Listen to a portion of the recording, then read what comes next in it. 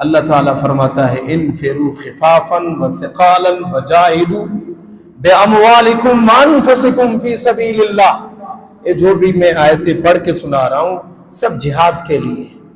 اللہ تعالیٰ خود ارشاد فرماتا ہے نکلو، انفروا، نکلو. اللہ تعالیٰ فرماتا ہے خواہ ہلکے ہو یا بھاری ہو. کیا مطلب؟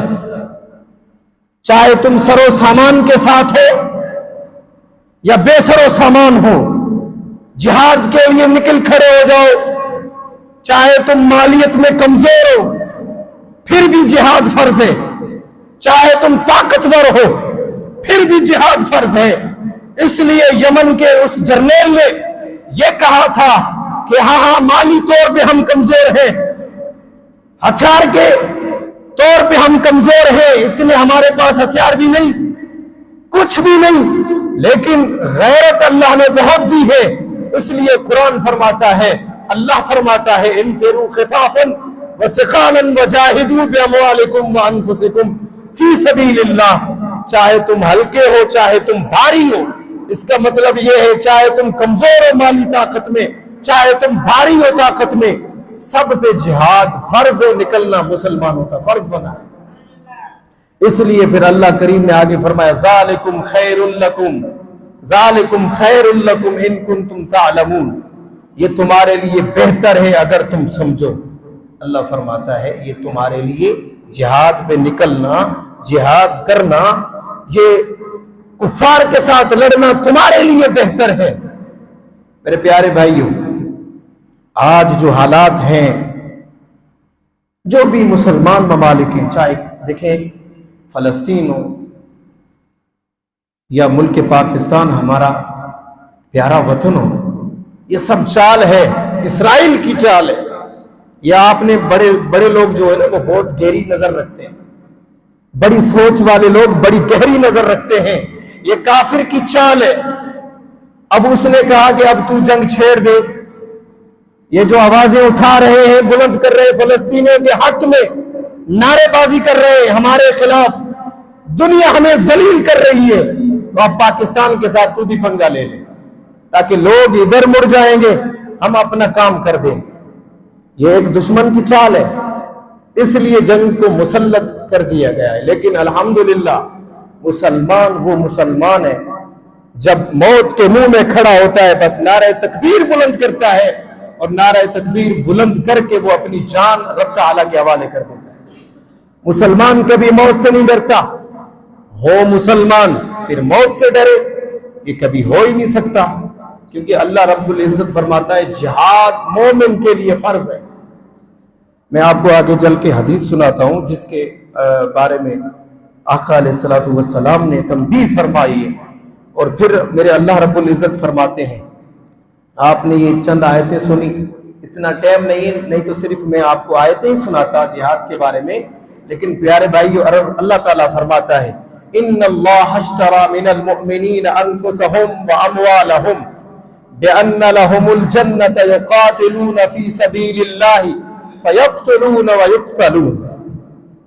اللہ کریم ارشاد فرماتا ہے بے شک اللہ نے مومنوں سے ان کی جانیں اور ان کے مال خرید لیے. واہ، غور کریں، بے شک اللہ تعالی نے مومنوں کی جانوں کو اور ان کے مالوں کو رب نے خریدا ہے. آیت پہ اگر غور کریں گے تو آپ کی دل سبحان اللہ کہہ کر اٹھے گی. اللہ فرماتا ہے بے شک اللہ تعالی نے مومنوں سے ان کی جانوں کو، ان کے مالوں کو خرید لیا ہے. اب خریدنے والا کون ہے؟ اللہ رب العزت ہے. مومنوں کی جانوں کو بھی خرید لیا، مومن کے مال اور اس کو جانوں کو بھی خرید لیا، دولت کو بھی خرید لیا. اور بدلے میں دیا کیا؟ بھائی جو بندہ کچھ خریدتا ہے پھر وہ لیتا بھی تو ہے نا. تو اللہ تعالیٰ فرماتا ہے بِأَنَّ لَهُمُ الْجَنَّةِ، اس کے بدلے میں، جانوں کے بدلے میں جو میں نے خریدی ہے، اللہ فرماتا ہے جو میں نے مومن کی جانوں کو خریدا، مومن کے مال کو خریدا، اس کے بدلے میں نے جنت عطا کر دی. سبحان اللہ. یقاتلون فی سبیل اللہ. اب اللہ کو جان، ہماری جان کی تو ضرورت نہیں ہے رب کو، کیسے وہ خریدے گا؟ ہماری مال کی ضرورت نہیں ہے رب کو، کیسے وہ خریدے گا؟ لیکن آگے سنیے، یقاتلون فی سبیل اللہ، جو اللہ کی راہ میں نکلتے ہیں، اللہ کی راہ میں جہاد کرتے ہیں، اللہ کی راہ میں مال لٹاتے ہیں، اللہ کی راہ میں دولت دیتے ہیں، وہی لوگ جنت کو خریدتے ہیں۔ سبحان اللہ۔ تو یہ رب تعالیٰ کا مقصد اور بیان کرنے قرآن پاک کی آیت کا یہی مقصد ہے کہ جو مومن بندے سرحدوں پہ کھڑے ہو کے نعرہ تکبیر کی صدا بلند کر کے، نعرہ رسالت، نعرہ حیدری کو بلند کر کے جو دشمن کے ساتھ لڑتے ہیں، خدا کی قسم مومن کو اتنا پاور ہے۔ دیکھیں 1,00,000 کا مجمع تھا، 1,00,000، یہاں 30,000 تھے۔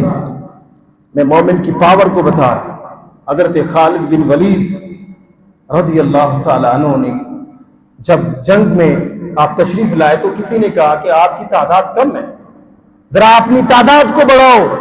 تو حضرت خالد بن ولید کے وہ جملے ہیں، آپ نے فرمایا جنگیں تعداد سے نہیں لڑی جاتی، جنگیں ساز و سامان سے نہیں لڑی جاتی، جنگیں تو غیرت دین سے لڑی جاتی ہیں۔ جنگ اگر لڑنی ہو تو پھر دل میں عشق مصطفیٰ ہو اور غیرت دین کی ہو، جذبہ ایمانی ہو اور جہاد کا جذبہ ہو، پھر مسلمان 30,000 لاکھ کو کافی ہوتے ہیں۔ تو میرے پیارے بھائیو، الحمدللہ ہماری افواج پاکستان، ہماری پاک فوج ہماری حفاظت کے لیے وہ رات و دن اپنی جانوں کا نذرانہ دے رہی ہے۔ یہ وطن کی محبت ایمان کا حصہ ہے، وطن کی محبت ایمان کا حصہ ہے۔ جس کو وطن پہ غیرت نہیں ہے وہ پھر مومن نہیں، وہ منافق ہے۔